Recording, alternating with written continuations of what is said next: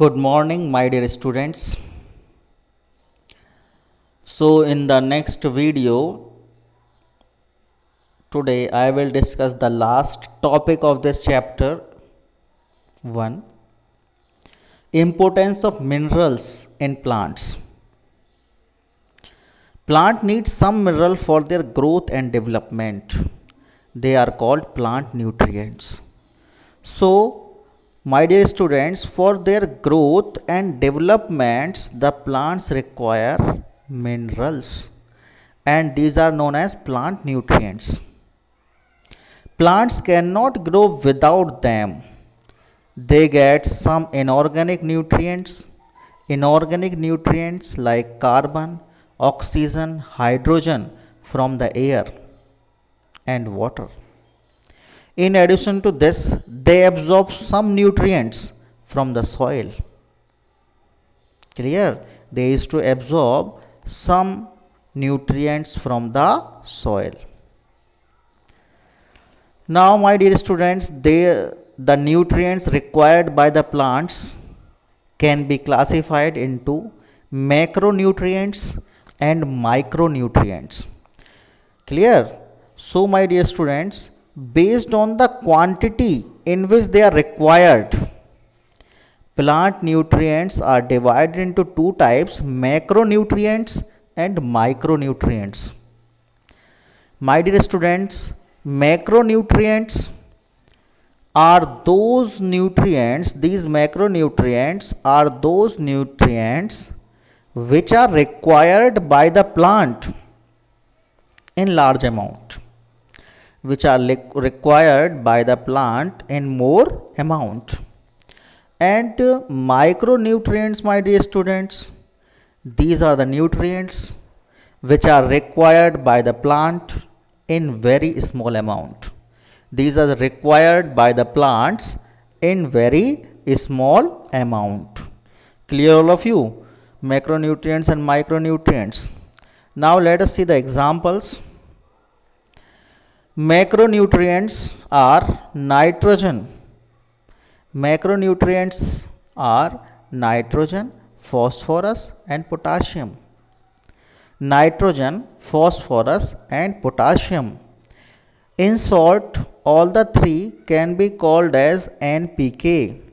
N means nitrogen, P means phosphorus and K means potassium. Clear?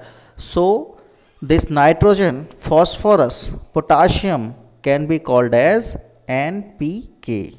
Can be called as NPK. Clear, all of you?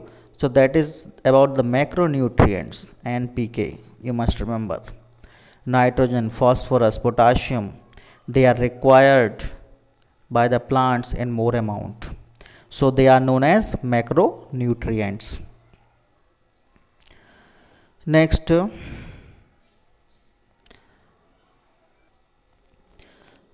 my dear students, just see the micronutrients. Micronutrients such as iron, magnesium, zinc. Iron, magnesium, zinc, they are micronutrients. Now, my dear students, if a plant does not receive any nutrient in proper amount, then deficiency disorders may occur in plants. Clear? If there is lack of any nutrient in the plant, then deficiency disorders may also occur. Let us discuss them. Disease in plants are generally caused by action of harmful bacteria and fungi. But sometimes plants get affected by certain diseases. See to this, plants get affected by certain diseases caused by deficiency of required nutrients.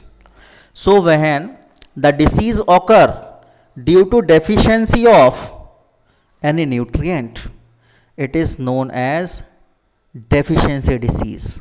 It is known as deficiency disease. Clear? Next we will see this table 1.4. This table 1.4 will tell us important nutrients, functions, diseases which can occur. that we'll see now. Clear all of you? So let us see to it. Let us see. Yes, my dear students, the first table is for macronutrients. In the macronutrients, first we will see this nitrogen. First let us see nitrogen. What is the function of nitrogen? Let us see. It helps in constitution of proteins, chlorophyll and protoplasm of the plant cell. And if suppose there is lack of nitrogen in plants, then yellowing of leaves will take place. The leaves of plants will become yellow. The leaves of plants will become yellow. Next, my dear student, the next is phosphorus. Phosphorus helps in the growth of roots and formation of cell membrane. For the growth of roots and formation of cell membrane.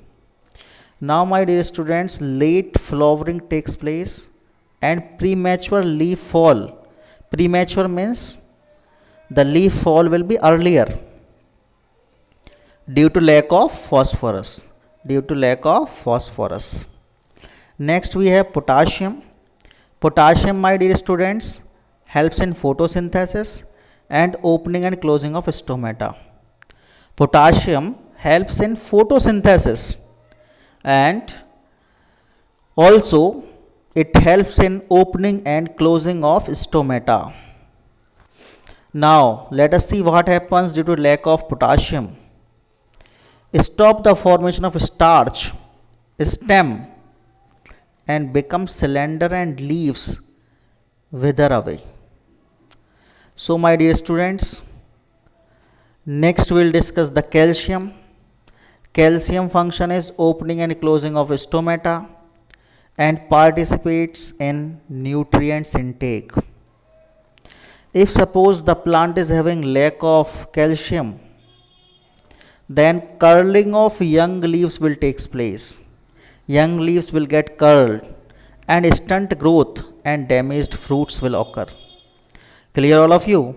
So these are the macronutrients. We are discussing about macronutrients. Clear? We have discussed just now about the macronutrients, their functions and deficiency disease. Clear? Next we'll discuss micronutrients. Next we'll discuss micronutrients.